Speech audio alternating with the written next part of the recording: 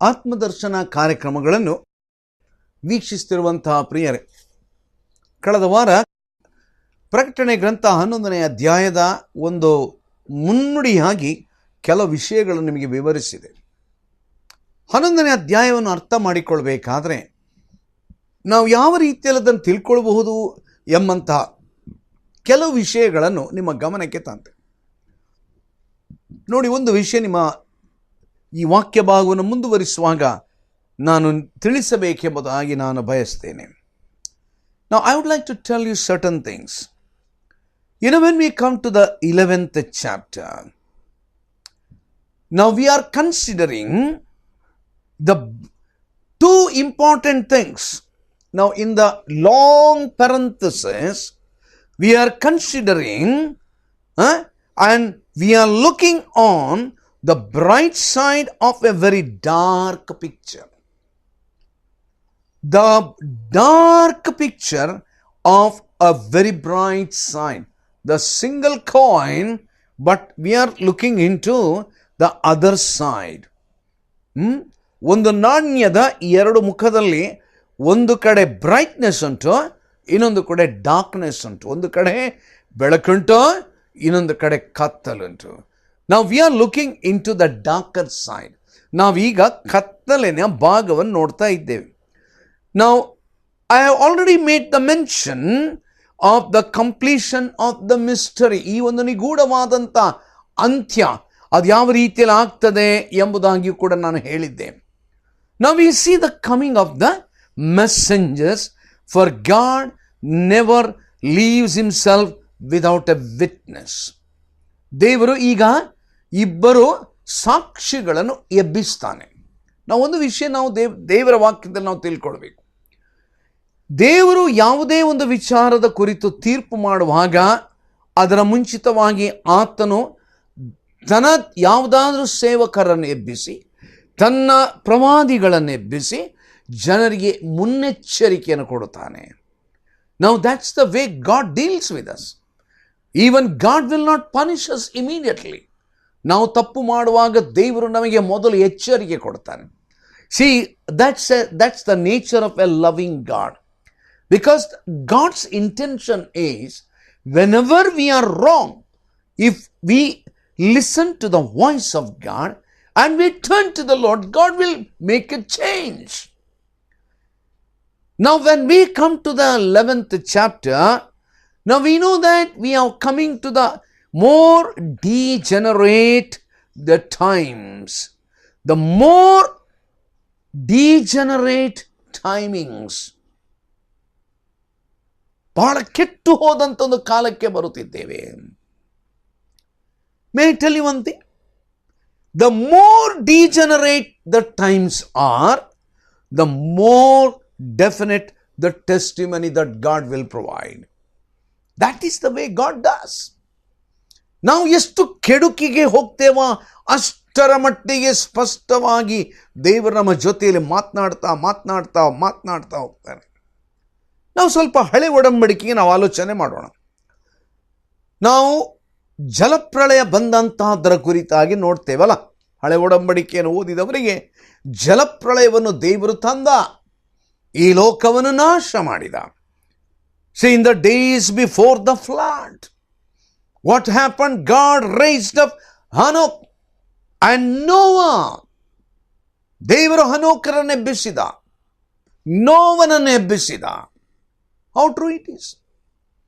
God raises some witnesses. ಲೋಕವನ್ನು ನಾಶ ಮಾಡುವ ಮೊದಲು, ದೇವರು ತನ್ನ ನ್ಯಾಯ ತೀರ್ಪನ್ನು ತರುವ ಮೊದಲು, ತನಗೋಸ್ಕರವಾಗಿ ತನ್ನ ಸತ್ಯವನ್ನು ತಿಳಿಸುವುದಕ್ಕಾಗಿ ಆತನು ಸಾಕ್ಷಿಗಳನ್ನು ಮುಂದಕ್ಕೆ ತರ್ತಾನೆ. ನಾವು ಹಳೆ ಒಡಂಬಡಿಕೆ ಕಥೆಯನ್ನು ಮುಂದಕ್ಕೆ ತರುವಾಗ ನಾವು we come across the Israel's history, ಇಸ್ರಾಯೇಲ್ಯರ ಚರಿತ್ರೆ. I can tell that in the days of Israel's darkest apostasy, ಅವರು ತಮ್ಮ ನಂಬಿಕೆಯನ್ನೇ ಅವರು ಕಳ್ಕೊಂಡ್ರು. ದೇವರ ಕಡೆಗೆ ನಂಬಿಕೆ ಇಲ್ಲದಂಥ ಒಂದು degenerated generation. What happened? You think that God simply kept quiet? ಮನುಷ್ಯರು ಅಪರಾಧದ ತುತ್ತ ತುದಿಗೆ ಅವರು ಹೋಗುತ್ತಿರುವಾಗ ದೇವರು ಮೌನ ಕೂತ್ಕೊಳ್ಳೋದಿಲ್ಲ ಪ್ರಿಯರೇ. Our God will not keep quiet. Now the Bible talks about it in the Old Testament. What is it that God was doing? He raised up Elijah and Elisha. ದೇವರು ಯಾರನ್ನು ಎಬ್ಬಿಸಿದ? ಎಲಿಯನನ್ನು, ಪ್ರವಾದಿಗಳಾದಂಥ ಎಲಿಯನನ್ನು, ಪ್ರವಾದಿಯಾದಂಥ ಎಲೀಷನನ್ನು ಎಬ್ಬಿಸಿದ. 2 testimonies. May I tell you one thing? He will do the same again. ಅದನ್ನೇ ಆತನು ಮಾಡ್ತಾ ಇದ್ದಾನೆ. God is now about to unleash His wrath, for nothing considered so far in the book can properly be described as the wrath of God. ದೇವರು ತನ್ನ ಕೋಪವನ್ನು ಪ್ರಕಟಿಸುವಂಥ ದಿನ ಅದು ಹತ್ತಿರ ಆಗ್ತಾ ಉಂಟು. ಒಂದು ವೇಳೆ ಬೈಬಲ್ನಲ್ಲಿ ಎಲ್ಲಿಯೂ ಕೂಡ ಆತನ ಕೋಪದ ಪರಮಾವಧಿಯ ಒಂದು ವೈಶಿಷ್ಟ್ಯತೆ, ಅದರ ತೀಕ್ಷ್ಣತೆ ಎಷ್ಟು ಎಂಬುವಂಥದ್ದನ್ನು ಒಂದು ವೇಳೆ ಬೇರೆ ಕಡೆಗಳಲ್ಲಿ ನಾವೀಗ ನೋಡುವಷ್ಟು ಒಂದು ವೇಳೆ ನೋಡಿರಲಿಕ್ಕಿಲ್ಲ. ಜಡ್ಜ್ಮೆಂಟ್, ದೇವರ ತೀರ್ಪು. Yes, it's the judgment of God. ದೇವರ ನ್ಯಾಯ ತೀರ್ಪು. ಯಾವ ನ್ಯಾಯ ತೀರ್ಪು? ಏನಾಗ್ತದೆ? It is the beginning of sorrows. ದುಃಖದ ಪ್ರಥಮ ದಿನಗಳು. Yes, it is the beginning of sorrows. But what about the wrath? ಕೋಪದ ಕುರಿತಾಗಿ ಏನು? No no no, that is still, it is still lies ahead of us. ಆತನ ಕೋಪ ಪ್ರಕಟವಾಗುವಂಥ ಒಂದು ದಿನ ಉಂಟು. But right now it is the days of sorrow. The cup of human iniquity is almost full, but not quite fully full. ಮನುಷ್ಯನ ಅಪರಾಧ ಕಂಠ ಪೂರ್ತಿಯಾಗಿ ಆಗ್ತಾ ಉಂಟು, ಆದರೆ ಇನ್ನು ಪೂರ್ತಿ ತುಂಬಲಿಲ್ಲ ರೀ, ತುಂಬಿ ತುಳುಕುವಷ್ಟು ಬರಲಿಲ್ಲ. ಮನುಷ್ಯನ ಅಪರಾಧ ಕಂಠ ಪೂರ್ತಿಯಾಗಿ ಬಂದಿದೆ, ಇನ್ನೇನು ಸ್ವಲ್ಪ ಉಳಿದದೆ, ಸ್ವಲ್ಪ ಉಳಿದದೆ. ದೇವರು ಕಂಠ ಪೂರ್ತಿಯಾಗಿ ಮಾತ್ರ ಅಲ್ಲ, ಆ ಪಾತ್ರೆ ತುಂಬಿ ಹೊರಗೆ ಚೆಲ್ಲುವಷ್ಟರ ಮಟ್ಟಿಗೆ ಬಿಡ್ತಾನೆ. ಮನುಷ್ಯನ ಅಪರಾಧ ಕೆಲವು ಸಾರಿ ನಾವು ನೆನೆಸ್ತೇವೆ, ಏನಪ್ಪ ಇಂಥ ಒಂದು ಕೆಡುಕಿನ ಲೋಕದಲ್ಲಿ ನಾವಿದ್ದೇವೆ. ನಮ್ಮ ದೇಶವನ್ನು ನೋಡಿದರೆ ಅಯ್ಯಯ್ಯೋ ಎಂಥ ಒಂದು ಭಯಂಕರವಾದ ಸ್ಥಿತಿ. ಇತ್ತೀಚೆಗೆ ಒಬ್ಬರು ನನ್ನ ಹತ್ರ ಹೇಳಿದ್ರಯ್ಯ, ಎಲ್ಲಿಯಾದರೂ ನ್ಯಾಯ ನಮಗೆ ಉಂಟಯ್ಯ, ಯಾವ ಆಫೀಸಿಗೆ ಹೋದರೂ ಕೂಡ ಲಂಚಾವತಾರ, ಲಂಚವಿಲ್ಲದೆ ಕೆಲಸ ನಡೆಯುವುದಿಲ್ಲ. ಇದರಿಂದ ನಮಗೆ ಯಾವಾಗ ಬಿಡುಗಡೆ? ಎಲ್ಲಿ ನೋಡಿದರೂ ಮೋಸ ಅನ್ಯಾಯಗಳು ತಾಂಡವವಾಡ್ತಾ ಉಂಟು. ಎಲ್ಲಿ ನೋಡಿದರೂ ಮನುಷ್ಯನನ್ನು ಹಗೆ ಮಾಡುವಂಥ ದಿನಗಳಲ್ಲಿ ನಾವಿದ್ದೇವೆ. ಏನಪ್ಪ, ದೇವರು ಈ ಜಗತ್ತನ್ನು ನಾಶ ಮಾಡಿ ಬಿಡ್ತಾನಂತೆ. ಹೌದಾ? ಯಾವಾಗ ಆಗ್ತದೆ? ಈ ವರ್ಷ ಆದೀತಾ? ಮುಂದಿನ ವರ್ಷ ಆದೀತಾ? Wait a minute. God's judgement is going to take place. ದೇವರ ತೀರ್ಪು ಬರುವಂಥ ಒಂದು ದಿನ ಉಂಟು. ಈಗ ಅದು ಕಂಠ ಪೂರ್ತಿ ಇಷ್ಟಕ್ಕೆ ಬಂದಿದೆ, ಅದು ತುಂಬಿ ತುಳುಕಬೇಕು. ಅಲ್ಲಿವರೆಗೆ ದೇವರು ಬಿಡ್ತಾನೆ. ಅಲ್ಲಿಯವರೆಗೆ ದೇವರು ಬಿಡ್ತಾನೆ. ಇನ್ನೆಷ್ಟಪ್ಪ ಅಂತ ನೀವು ಪ್ರಶ್ನೆ ಮಾಡಬಹುದು. ಇನ್ನೆಷ್ಟು ಲಂಚ, ಇನ್ನೆಷ್ಟು ಮೋಸ. ನನಗೆ ಅನ್ನಿಸ್ತದೆ ಇದಕ್ಕೆ ಉತ್ತರ, the answer is very simple. Maybe a few more drops need to be added to the injustice, to the corruption, for the ungodliness. ದೇವರನ್ನು ತಿರಸ್ಕಾರ ಮಾಡುವಂಥ, ದೇವರನ್ನು ಅಲ್ಲಗಳೆಯುವಂಥ, ದೇವರನ್ನು ಬಿಟ್ಟು ಜೀವಿಸುವಂಥ ಎಲ್ಲ ರೀತಿಯ ಕೆಟ್ಟತನದ ಪರಮಾವಧಿಯ ಶೃಂಗಕ್ಕೆ ಮನುಷ್ಯನು ಬರಬೇಕಾಗಿದೆ. ಮನುಷ್ಯನು ಸುಳ್ಳು ಹೇಳುವಂಥದ್ದು ಸ್ವಾಭಾವಿಕವಾಗಿ ಹೋಗಿದೆ. ಕೆಲವರಿಗೆ ಸುಳ್ಳೆಂಬುದು ಅದು ಎಷ್ಟು ಸಲೀಸಾಗಿ ಬರ್ತದಂದರೆ, ಅವರಿಗೆ ಪಾಪ ಅದರ ಕುರಿತು ಯಾವ ದುಃಖನೂ ಇಲ್ಲ, ಅದರ ಕುರಿತು ಯಾವ ಬೇಜಾರೂ ಇಲ್ಲ. ಅವರ ಬಾಯಿ ತೆರಳಿದರೆ ತೆರಳು, ಅದು ಆಚೆ ಈಚೆ ನಾಲಿಗೆ ಹೊರಳುವಾಗಲೇ ಅದು ಸುಳ್ಳಿನ ಒಂದು ಕಂತೆ ಆಗಿದೆ.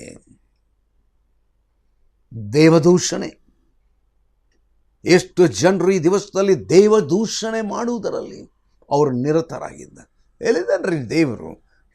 ಎಂಥದ್ರಿ ನೀವು ದೇವರು ದೇವರು ದೇವರು ದೇವರು ದೇವರು ಅಂತ ಹೇಳ್ತಾ ಇದ್ದೀರಲ್ಲ, ನಿಮ್ಗೇನು ಕೆಲಸ ಇಲ್ವಾ? ಯಾವ ದೇವರಲ್ಲಿ ನೀವು ಮಾತನಾಡ್ತಾ ಇರೋದು? ಮೊದಲು ಇದೆಲ್ಲ ಸರಿಯಾಗಲಿ. ಈಗ ನಡೆಯುತ್ತಿರುವಂಥ ಈ ಎಲ್ಲ ಭಯಂಕರವಾದಂಥ ಪಾಪದ ಸಂಗತಿಗಳು ಅದೆಲ್ಲ ನಿರ್ನಾಮವಾದ ನಂತರ ನೀವು ನಿಮ್ಮ ಟೆಲಿವಿಷನ್ ಸಂದೇಶದಲ್ಲಿ ದೇವರ ಕುರಿತು ಮಾತಾಡ್ರಿ. ಒಬ್ರು ನನ್ನ ಹತ್ರ ಹೀಗೆ ಹೇಳಿದರು. ಹೌದಾ ನನ್ನ ಪ್ರಿಯರೇ? God is still waiting. God is still waiting. ದೇವರು ಕಾಯ್ತಾ ಇದ್ದಾನೆ. ದೇವರ ನ್ಯಾಯ ತೀರ್ಪು ಬರುತ್ತಾ ಉಂಟು. ಆತನ ಕೋಪದ ಹಸ್ತ, ಕಠಿಣವಾದ ನ್ಯಾಯ ತೀರ್ಪಿನ ದಿನಗಳು ಅದು ಬರ್ತಾ ಉಂಟು. It's going to come. Don't think that it's not going to come. The Bible says the judgment of God is coming.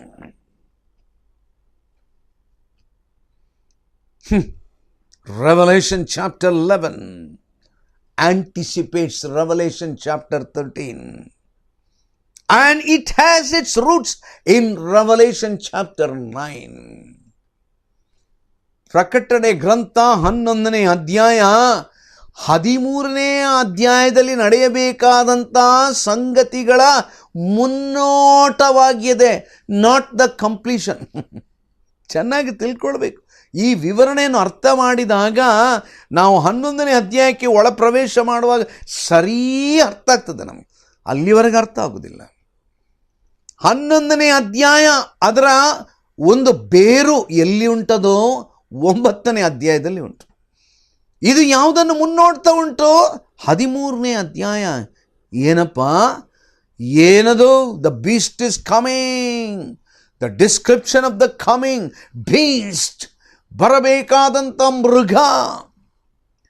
The chapter we are now considering, it is anticipating one of the important crisis of the reign of the beast.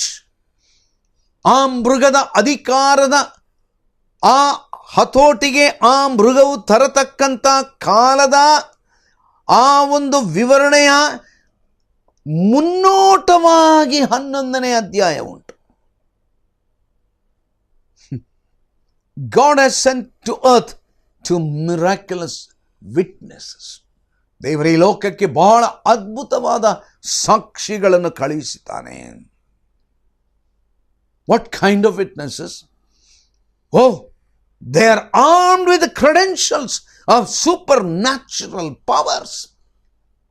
ಬಹಳ ವಿಶೇಷವಾದ ದೈವಿಕವಾದ ಶಕ್ತಿಯನ್ನು ಪಡಕೊಂಡಂಥ ವ್ಯಕ್ತಿಗಳು, ಇಬ್ಬರು ಸಾಕ್ಷಿಗಳು. They got an unimaginable power that has been given by none else than the Lord God Supreme. And what they do? ಅವರೇನು ಮಾಡ್ತಾರೆ? And they are able to defy all the might and all the authority on the earth. ಈ ಲೋಕದಲ್ಲಿರುವಂಥ ಎಲ್ಲ ಅಧಿಕಾರಗಳನ್ನು, ಎಲ್ಲ ಶಕ್ತಿಗಳನ್ನು ಹಿಮ್ಮೆಟ್ಟಿ ನಿಂತುಕೊಳ್ಳುವಂಥ ಒಂದು ಬಲ ಉಳ್ಳಂಥ ಎರಡು ಸಾಕ್ಷಿಗಳು. Even the power of the beast himself, ಆ ಮೃಗದ ಅಧಿಕಾರ ಬಲವನ್ನು ಕೂಡ ಹಿಮ್ಮೆಟ್ಟಿ ಅದನ್ನು ಮುರಿದು ನಿಲ್ಲುವುದಕ್ಕೆ ಶಕ್ತರಾದಂಥ ಎರಡು ಸಾಕ್ಷಿಗಳು. The fame of these two witnesses, it will not be some local issue. ಇದೊಂದು ಸ್ಥಳೀಯವಾದಂಥ ಒಂದು ಘಟನೆ ಅಲ್ಲ. This becomes an universal issue.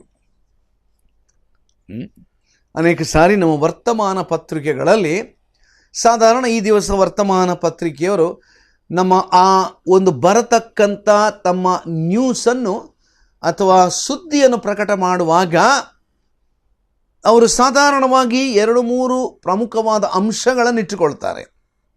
ಯಾವುದದು?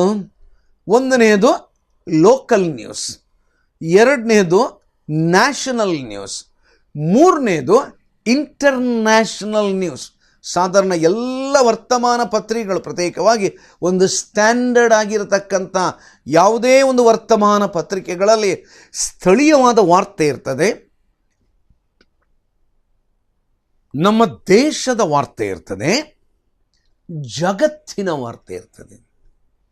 ಆ ಹಿಂದಿನ ದಿವಸದಲ್ಲಿ ಸ್ಥಳೀಯವಾಗಿ ನಡೆದಂಥ ಪ್ರಾಮುಖ್ಯವಾದ ಘಟನೆ ಏನಾದರೂ ಇದ್ದರೆ ಅದು ಅಲ್ಲಿ ಹೈಲೈಟ್ ಆಗ್ತದೆ.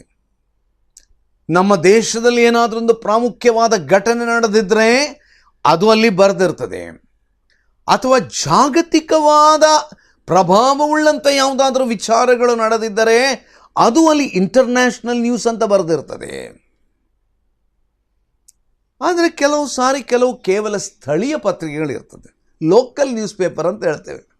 ಅನೇಕರು ನಾವು ಊರಿನಲ್ಲಿರುವವರು ಲೋಕಲ್ ನ್ಯೂಸ್ ಪೇಪರ್ ಅಥವಾ ಈವ್ನಿಂಗ್ ಪೇಪರ್ ಅಂತ ಹೇಳ್ತೇವಲ್ಲ ನಾವು, ಸಾಯಂಕಾಲದ ಪತ್ರ. ಅನೇಕರಿಗೆ ಅದನ್ನು ಓದುವುದಂದರೆ ಭಾರಿ ಖುಷಿ ಅವರಿಗೆ. ಯಾಕೆ ಓದ್ತಾರೆ ಅಂತ ಹೇಳಿದರೆ, ಇವತ್ತು ಬೆಳಿಗ್ಗೆ ಏನಾದರೂ ಆದರೆ ನೋಡಿ, ಉಳಿದ ಪತ್ರಿಕೆಗಳಲ್ಲಿ ಬರುವುದು ಮರು ದಿವಸ ಅದರಲ್ಲಿ ಕೂಡ ಸ್ವಲ್ಪ ಚಿಕ್ಕದಾಗಿ ಕೊಡ್ತಾರೆ.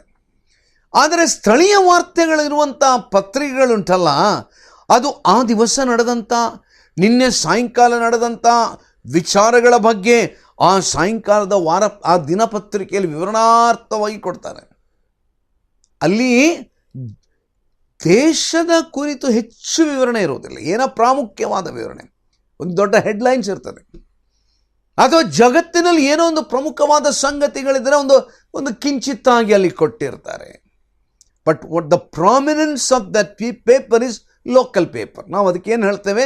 ಲೋಕಲ್ ಪೇಪರ್ ಅಂತ ಹೇಳ್ತೇವೆ. ಅನೇಕ ನ್ಯೂಸ್ ಪೇಪರ್ಗಳುಂಟು, ಲೋಕಲ್ ಪೇಪರ್. ನಾವು ಅನೇಕ ಸಾರಿ ನಮ್ಮ ಲೋಕಲ್ ನ್ಯೂಸ್ ಬೇಕಾದರೆ ಲೋಕಲ್ ಪೇಪರಿಗೆ ಹೋಗಬೇಕು, ನ್ಯಾಷನಲ್ ನ್ಯೂಸಿಗೆ ಹೋಗಬೇಕಾದ್ರೆ ಆ ನ್ಯಾಷನಲ್ ನ್ಯೂಸ್ ಪೇಪರಿಗೆ ಹೋಗಬೇಕು, ಇಂಟರ್ನ್ಯಾಷನಲ್ ನ್ಯೂಸ್ ಬೇಕಾದರೆ ಒಂದು ಜಾಗತಿಕವಾಗಿ ಒಂದು ಹೆಸರು ಗಳಿಸಿದಂಥ ಒಂದು ಪ್ರಮುಖವಾದ ವರ್ತಮಾನ ಪತ್ರಿಕೆಗೆ ಹೋಗಬೇಕು.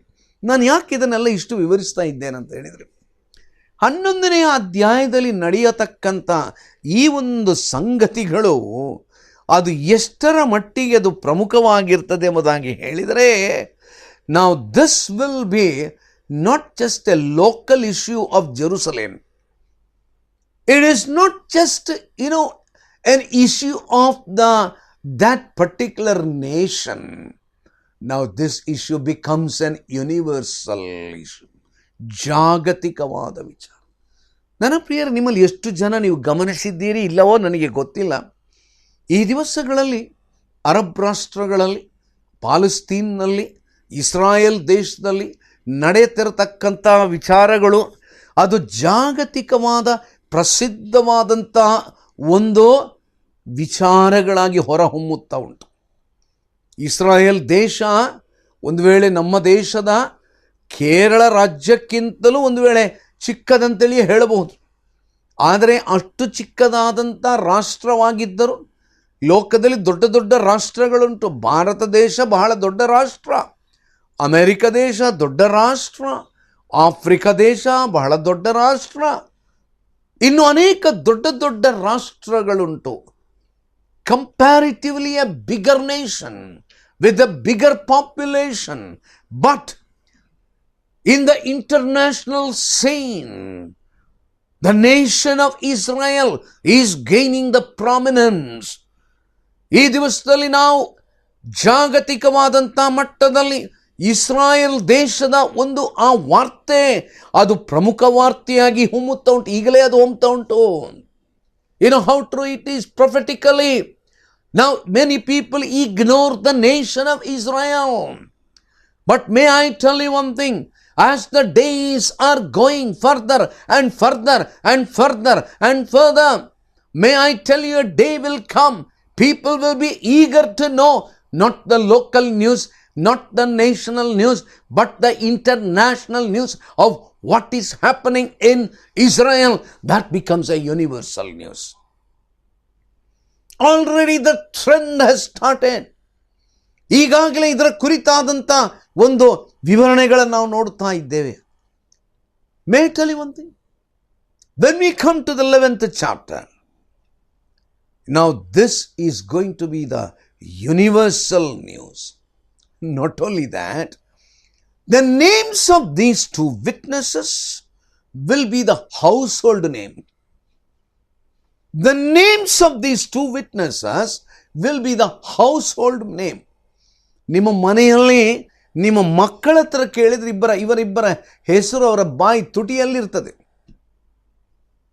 ನನ್ನ ಪ್ರಿಯರೇ, that is the implication of chapter 11. The witnesses that we are going to study in the 11th chapter will be the universal importance. ಜಾಗತಿಕವಾದ ಪ್ರಾಮುಖ್ಯತೆಯನ್ನು ಅದು ಹೊಂದಿಕೊಂಡಿರುತ್ತದೆ. ಮಾತ್ರವಲ್ಲದೆ the news becomes a household news. ಪ್ರತಿಯೊಬ್ಬರ ಮನೆಯಲ್ಲಿ ಈ ದಿವಸದಲ್ಲಿ ಅನೇಕರು ಈ ಟಿ ವಿ ಕಾರ್ಯಕ್ರಮಗಳನ್ನು ಕೇಳುವಾಗ ಏನಪ್ಪ ಇದೊಂದು ಲೋಕಲ್ ಚಾನಲ್, ಇದನ್ನೆಲ್ಲ ಯಾಕೆ ನಾವು ಕೇಳಬೇಕು ಎಂಬುದಾಗಿ ಹೇಳುವವರು ಇರಬಹುದು. But may I tell you one thing, a day is going to come. You are going to watch about the two witnesses, not only in our country but all over the world. ಲೋಕದ ಎಲ್ಲ ಭಾಗಗಳಲ್ಲಿಯೂ ಜನರು ಒಂದು ವೇಳೆ ಟೆಲಿವಿಷನ್ಗಳನ್ನು ಅವರು ತೆಗೆದುಕೊಂಡು ಅವರು watch ಮಾಡ್ತಾರೆ. ಅವರು ಟೆಲಿವಿಷನ್ನ ಮೂಲಕವಾಗಿ ಈ ಇಬ್ಬರು ಸಾಕ್ಷಿಗಳು ಏನು ಹೇಳ್ತಾರೆ ಎಂಬುದನ್ನು ಕೇಳಿಸಿಕೊಳ್ತಾರೆ. ಈ ದಿವಸದಲ್ಲಿ ಒಂದು ವೇಳೆ ನಾವು ಕೇಳುವ ಸಂದೇಶ ಕೇಳಲಿಕ್ಕೆ ಅನೇಕರಿಗೆ ಪುರುಸೊತ್ತಿಲ್ಲ, ಮನಸ್ಸಿಲ್ಲ. ಅದೇನು ಕೇಳ್ತಾ ಇರೋದು, ಅದೇನೋ ಒಂದು ಧರ್ಮದ ಕುರಿತು ಅವರು ಪ್ರಚಾರ ಮಾಡುತ್ತಿದ್ದಾರೆ ಎಂಬುದಾಗಿ ಅನೇಕರು ತಪ್ಪು ತಿಳ್ಕೊಳ್ತಾ ಇದ್ದಾರೆ. ಇದನ್ನೆಲ್ಲ ಯಾರು ನೋಡುದು? ಅದು ಯಾವುದೋ ಒಂದು ಸಣ್ಣ ಒಂದು ಟೆಲಿವಿಷನ್ ಚಾನಲ್ನಲ್ಲಿ ಅದೇನೋ ಹೇಳ್ತಾ ಇದ್ದಾರೆ, ಅದೇನೊಂದಂಥ ಒಂದು ಇಂಪಾರ್ಟೆಂಟ್ ಚಾನಲ್ ಅಲ್ಲ. ನನ್ನ ಪ್ರಿಯರೇ, ಒಂದು ಮಾತು ನಾನು ಹೇಳಿಯ, the day is going to come, whether it is a small channel or a big channel. Now these two witnesses will be so much pertinent, important, famous all over the world. Now let me conclude now. I'm just explaining the background again of the 11th chapter. 11ನೇ ಅಧ್ಯಾಯದ ವಿವರಣೆ ನಾನು ನಿಮಗೆ ಕೊಡ್ತಾ ಇದ್ದೇನೆ. ಯಾಕಂದರೆ ಒಂದು ಸಾರಿ ಇದರ ವಿವರಣೆ ನಿಮಗೆ ಅರ್ಥ ಆದಾಗ 11ನೇ ಅಧ್ಯಾಯ ನಾನು ವಿವರಣೆ ಮಾಡ್ತಾ ಹೋದ ಹಾಗೆ ನಿಮಗೆ ಚೆನ್ನಾಗಿ ಅರ್ಥ ಆಗ್ತದೆ. ನಿಮ್ಮಲ್ಲಿ ಯಾರು ಕೂಡ ನನಗೆ ಅರ್ಥನೇ ಆಗಲಿಲ್ಲ ಅಂತ ಹೇಳಿ ಖಂಡಿತವಾಗಿ ಹೇಳಲಿಕ್ಕೆ ಸಾಧ್ಯ ಇಲ್ಲ. ಆದುದರಿಂದ ನಾನು ಈ ಸತ್ಯಾಂಶಗಳ ಹಿನ್ನೆಲೆಯನ್ನು ಬಿಡಿಯಾಗಿ ಎಳೆಯಾಗಿ point by point, with the stories, with explanations, with comparisons, that I keep on explaining and explaining. May I tell you, in this chapter, as I conclude, there are two important things. ಎರಡು ಪ್ರಾಮುಖ್ಯವಾದ ವಿಚಾರಗಳು ನಾವು ಅದರ ಮುಂದಿನ ದಿನ ನೋಡಲಿಕ್ಕಿದ್ದೇವೆ. What are those two things? There are two mysteries. The Bible talks about many mysteries. But in this 11th chapter, we are going to look into the two important mysteries. What are those mysteries? Number one, the mystery of iniquity. Number two, the mystery of godliness. ಅಪರಾಧದ ಒಂದು ರಹಸ್ಯ ಮತ್ತು ದೈವಿಕತ್ವದ ಒಂದು ರಹಸ್ಯ. Two things. The mystery of iniquity, ಅಪರಾಧದ ಒಂದು ರಹಸ್ಯ ಮತ್ತು ದೈವಿಕತ್ವದ ಒಂದು ರಹಸ್ಯ. What happens? ಏನಾಗ್ತದೆ? Both these mysteries, they will come into a head-on collision. Both these mysteries will come into a head-on collision. A war between the mystery of godliness and the war between the godliness and the iniquity. Very interesting, isn't it? ನಾನು ನೆನೆಸ್ತೇನೆ, ಈಗಲೇ ನಿಮಗೆ ಆಸಕ್ತಿ ಕೆರಳಿರಬೇಕು. ಏನಪ್ಪ ಇದು? ಅಪರಾಧದ ಒಂದು ರಹಸ್ಯ, ದೈವಿಕತ್ವದ ರಹಸ್ಯ, ಇವರಿಬ್ಬರ ಮಧ್ಯದಲ್ಲಿ ನಡೆಯುವಂಥ ಕಾದಾಟವೇ 11ನೇ ಅಧ್ಯಾಯದ ವಿವರಣೆ. ಹಾಗಾದರೆ ಮುಂದಿನ ವಾರ ಕೇಳ್ತಿರಲ್ಲ, ನಿಮ್ಮ ಟೆಲಿವಿಷನ್ಗಳನ್ನು ಆನ್ ಮಾಡ್ತಿರಲ್ಲ, ಪ್ರಾರ್ಥನಾ ಪೂರ್ವಕವಾಗಿ ಸಂದೇಶಗಳನ್ನು ಕೇಳ್ರಿ. ದೇವರ ಪವಿತ್ರಾತ್ಮನು ಇದನ್ನು ನಿಮಗೆ ಆಶೀರ್ವದಿಸಿಕೊಡಲಿ. ನಮ್ಮ ತಲೆಗಳನ್ನು ಬಾಗಿಸಿ ಪ್ರಾರ್ಥಿಸುವ. ಪ್ರೀತಿಯುಳ್ಳ ಸ್ವಾಮಿ, ಪ್ರಕಟಣೆ ಗ್ರಂಥ 11ನೇ ಅಧ್ಯಾಯ ಇದರ ಅಮೂಲ್ಯವಾದ ಸತ್ಯಗಳನ್ನು ಕಲಿಯುವ ಹಿನ್ನೆಲೆಯಲ್ಲಿ ಅದು ಏನಪ್ಪ ಅಂತ ನಾವು ಅರ್ಥ ಮಾಡಿಕೊಳ್ಬೇಕಾದ್ರೆ, ಸ್ವಾಮಿ ಅದರ ವಿವರಣೆಗಳನ್ನು ಕೇಳಿದ್ದೇವೆ ಸ್ವಾಮಿ, ಅರ್ಥ ಆಯಿತು ಸ್ವಲ್ಪ. ಆದರೆ ಇನ್ನೂ ನಾವು ಪೂರ್ತಿ ಅರ್ಥ ಆಗಬೇಕಾದ್ರೆ ಈ 11ನೇ ಅಧ್ಯಾಯವನ್ನು ನಾವು ಆಳವಾಗಿ ನಾವು ಅಧ್ಯಯನ ಮಾಡಬೇಕು. ಕೃಪೆ ಕೊಡು ಸ್ವಾಮಿ. ಪ್ರಿಯ ವೀಕ್ಷಕರು ಬಹಳ ಗಂಭೀರವಾಗಿ ಪ್ರಾರ್ಥನಾಪೂರ್ವಕವಾಗಿ ಇದನ್ನು ವೀಕ್ಷಿಸುವಂತೆ ನೀನವರಿಗೆ ಕೃಪೆ ಕೊಡು.